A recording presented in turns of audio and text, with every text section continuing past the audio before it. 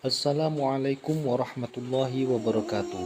Sahabat-sahabat Warta Pemuda Pondok Pesantren Barokatul Qadiri dimanapun berada yang insya Allah dimuliakan oleh Allah Subhanahu wa Ta'ala. Pada kesempatan kali ini admin akan menceritakan tentang Wali Songo periode pertama. Pada waktu Sultan Muhammad I memerintah kerajaan Turki, beliau menanyakan perkembangan agama Islam kepada para pedagang dari Gujarat, India. Dari mereka Sultan mendapat kabar berita bahwa di Pulau Jawa ada dua kerajaan Hindu yaitu Majapahit dan Pajajaran. Di antara rakyatnya ada yang beragama Islam tapi hanya terbatas pada keluarga pedagang Gujarat yang kawin dengan para penduduk pribumi yaitu di kota-kota pelabuhan. Sang Sultan kemudian mengirim surat kepada para pembesar Islam di Afrika Utara dan Timur Tengah. Isinya meminta para ulama yang mempunyai karomah untuk dikirim ke Pulau Jawa. Maka terkumpullah 9 ulama berilmu tinggi serta mempunyai karomah.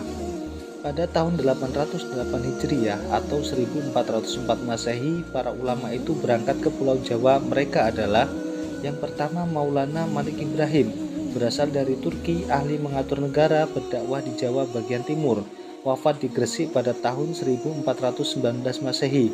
Makamnya terletak 1 km dari sebelah utara pabrik semen Gresik. Dan yang kedua Maulana Ishaq, berasal dari Samarkand, dekat Bukhara, Rusia Selatan. Beliau ahli pengobatan. Setelah tugasnya di Jawa selesai, Maulana Ishaq pindah ke Pasai dan wafat di sana. Yang ketiga Maulana Ahmad Jumadil Kubro, berasal dari Mesir.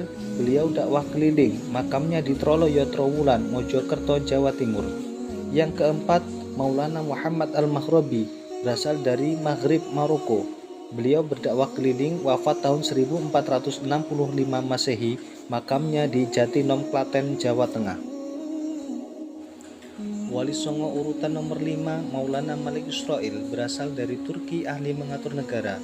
Wafat tahun 1435 Masehi, makamnya di Gunung Santri. Berikutnya nomor 6 Maulana Muhammad Ali Akbar, berasal dari Persia, Iran, ahli pengobatan, wafat tahun 1435 Masehi, makamnya di Gunung Santri.